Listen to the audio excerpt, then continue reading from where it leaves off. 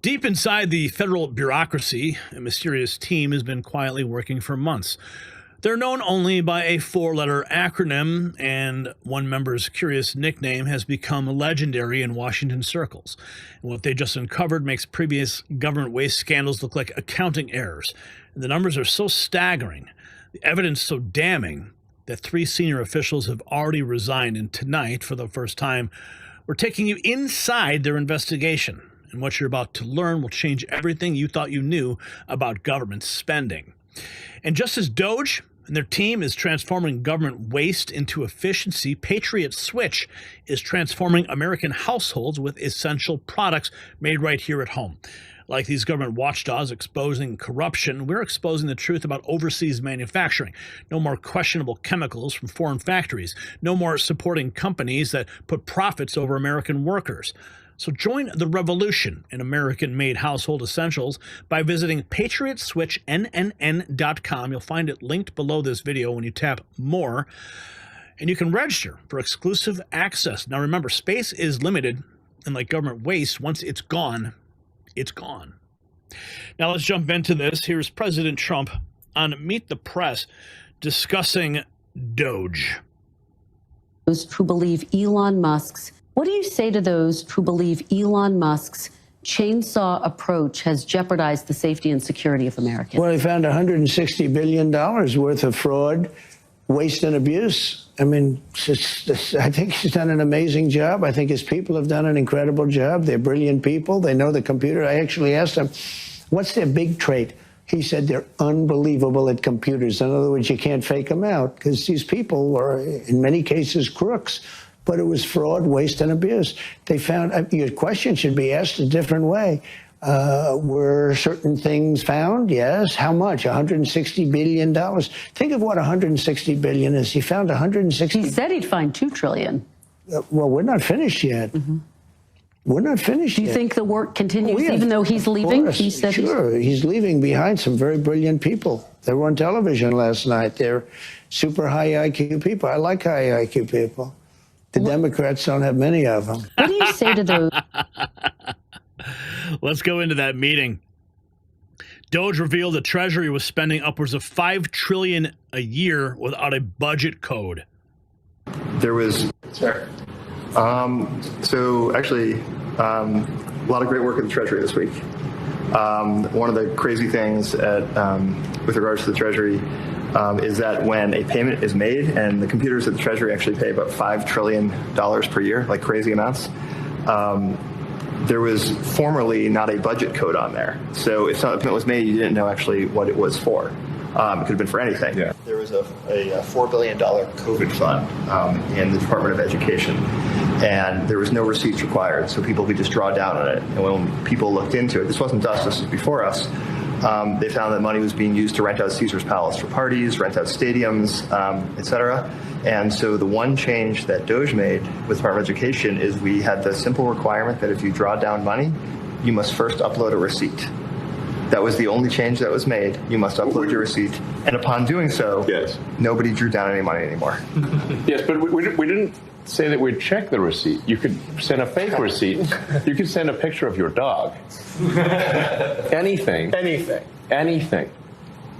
But as soon as we asked for anything at all, suddenly the requests were like, oh, we don't need it anymore. Huh, that's interesting. They were renting Caesar's Palace. Yes, they were like basically partying on the taxpayer money. Stadiums. Yes. Leasing stadiums. For what? For parties, basically. For parties? Yes. That's a big party. It's a big party. You'd think if you were stealing, you'd start small. They do start small.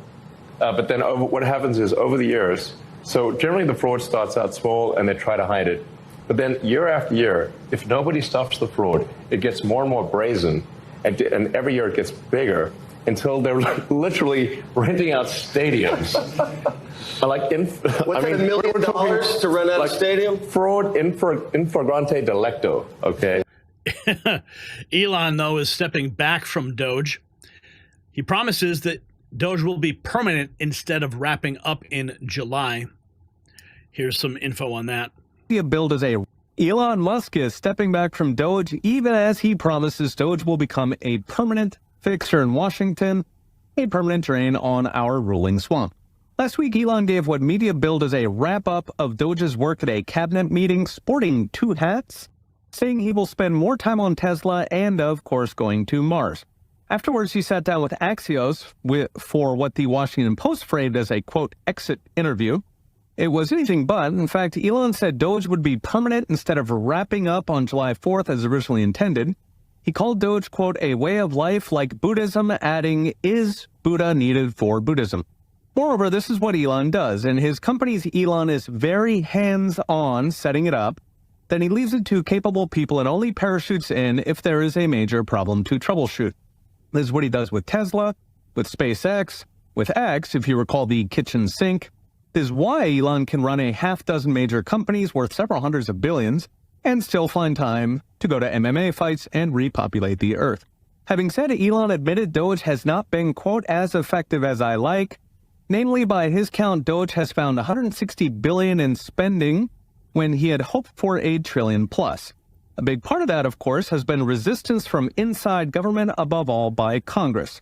Now, I mentioned in recent videos how the Republican Congress is trying to Let's keep going. We've got some more from Kevin O'Leary talking about Elon Musk. People, and I worked there, and I have a lot of respect for Elon. I'm going to say this quickly, but in life you're going to meet people, and I worked for Steve Jobs. He was about 80% signal, 10% noise, which means he was a very focused guy, not easy to work with, very unpopular, really nasty guy, but he really got it. Elon has no noise. He's 100% signal. He wastes zero time in his day because he can't, but it does get him in a lot of trouble in different ways because he'll actually walk away from a conversation with you if he's wasting his time, and he realizes that. He has zero time to waste. There's never been a man like him. You just have to look at what he's achieved, and thank goodness he's doing Doge right now, because he's going to save a shitload of money there, and I have a lot of respect for Elon. And he is saving a lot of money. Here's more from Doge. We're empowering government workers to be missionaries, not mercenaries. What? Are working through. I think it's really important to recognize every single person around this table that's embedded within an agency is supporting that agency, whether they're working on systems or working through people. We are encountering droves of government employees who are missionaries, not mercenaries, who are actually here serving because they believe in what they're doing and they want to do things well. We are trying to empower them, and they feel empowered now to ask the question of why? Why aren't we doing this? What else can we be doing? How can we fix this? And I think agency by agency, it is filled with exceptional government employees, right? And when we give them the tools, when we give them the systems, and we leave behind systems to help them do their jobs better, that's the permanent change, right? And they're embracing that, not because it's new to them, it's because it's something they've always wanted to do. But for the first time ever, we're giving them the tools and the collaboration to be able to do that. I think it's really... Continuing on the Doge front, we finally meet the mysterious Big Balls, and his character story did not disappoint. Balls. Big balls. It's big. That should be obvious. Why do they call you big balls? I just said it as my LinkedIn username. Okay. Well, people on LinkedIn take themselves like super seriously, and they're pretty adverse to risk. And I was like, well, I want to be neither of those things. So I said it, and honestly, I didn't even think anyone would notice. Yeah. So what do you LinkedIn do? is so cringe. What does Big Balls do? Right now, I'm working on some payment computer stuff. So one of our initiatives is to root out fraud and waste. And to do that, we started looking at the payment computers. And as mentioned earlier, like there is no accounting of what payments actually go to in the payment computer. So like you look at a specific line item, like $20 million. You're like, okay, well, what is this money going to? And for the majority of payment systems, it's like, well, we don't really know. Big balls. We don't really know. That is basically government in a nutshell. Here is Jesse Waters asking how prehistoric is government tech. If you were to say, we have iPhones, does the government have pay phones? How prehistoric is this technology? Oh, yes, it's very prehistoric. It's very prehistoric. It's like Flintstones. It's Flintstone level stuff. It's so prehistoric. Like dinosaurs would think this is, kind of old. Okay. That's how prehistoric it is. Okay. So basically the only thing living was a sponge. That's how prehistoric it was. Okay, so we're leaving the Stone Age and we're moving into the Golden Age. Pre-Cambrian era is what we're talking about. Okay. Unbelievable. Here's more with Elon Musk telling Primetime his plan to save humanity by colonizing Mars. What's more challenging, going to Mars or taking on Washington? Going to Mars. Well, not going to Mars once, but say going to Mars to build a self-sustaining civilization on Mars. That is a very difficult thing, which SpaceX has not yet done, and we've yet to send anything to Mars. So, but whereas we have made significant progress in reducing waste and fraud to the government. Why are we going to Mars? Well, we're definitely, this is a change of subject, but we're going. It's not about going to Mars to visit once, but it is to make life multiplanetary, so that we can expand the scope and scale of consciousness to better understand the nature of the universe, and to ensure the long-term survival of civilization in the hopefully unlikely event that something terrible happens to Earth, that there is a continuance of consciousness on Mars. This is a backup plan in case something bad happens here, going to Mars. That's one of the benefits of Mars, is life insurance for life collectively.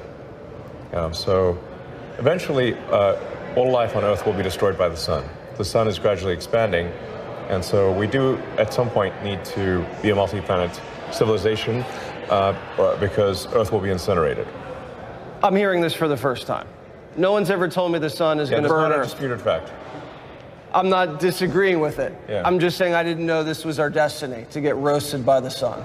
Yes, and I don't think there's anyone who would disagree with that. So we have to set up plans to leave and spread out. I mean, we have several hundred million years, so it's not like you don't hold your breath. It'll be okay. But if Earth has been around for 4.5 billion years, which is what the fossil record suggests, then Earth only has about 10% more life in it before it gets so hot that life is impossible.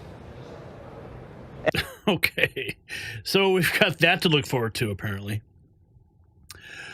Okay, let's keep going.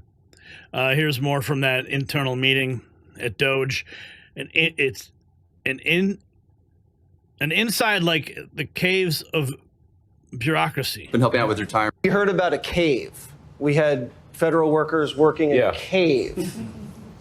That's me. Yeah. Are they Joe's actually been to the cave. Do you want to tell us about your cave? Your caving. I wouldn't mind it. You're spelunking. So I've been helping out with retirement. And a few weeks ago, I had a chance to go to the mine. And so I took a golf cart through security down into the side of a mountain and entered, daylight left, and I entered this whole space of caverns and roads. And we get to a metal door, and I open it up. And there in front of me is a sea of filing cabinets from the 1960s. And I'm walking around, it's super chilly, smells like paper. And I realize as a mine, it's a great mine. It's secure, it's well lit, temperature controlled. And so the question we're asking is not, is this a good place to store physical media, which it is. It's amazing for that. The question is, why are we still using paper in 2025? So I brought something to show you of what's inside the mine.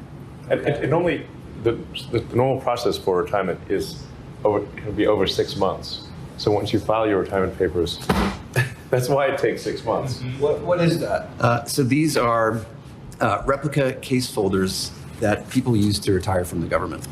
And so these are all compiled by hand and moved around on carts through the mine. It takes many months to do that. And this one is a single retiree's paper required to leave the government.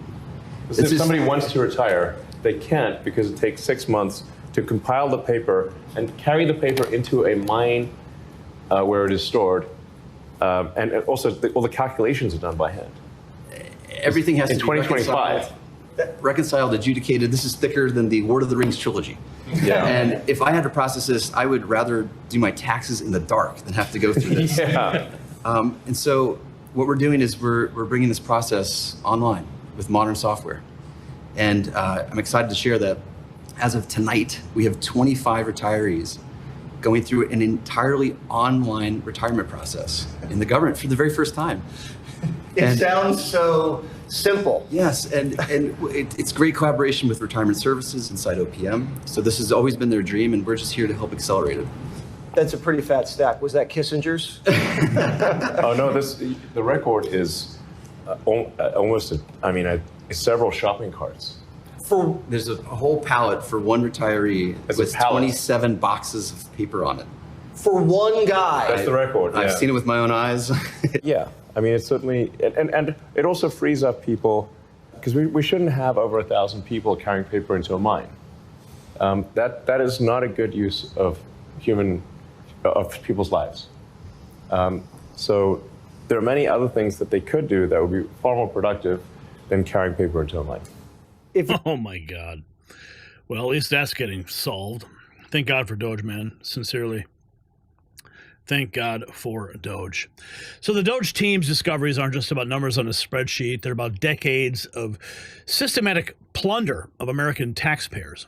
$160 billion in waste isn't just mismanagement. It is theft on an industrial scale. So tonight's revelations force us to ask, who's been protecting this corrupt system for all these years? How deep does this wasteful spending really go? And most importantly, what else will the Doge team uncover? Share your predictions in the comments below. And stop by shop.nextnewsnetwork.com for official Next News Network gear. Every time you wear our brand, you're standing with the truth tellers and whistleblowers who risk everything to expose government corruption.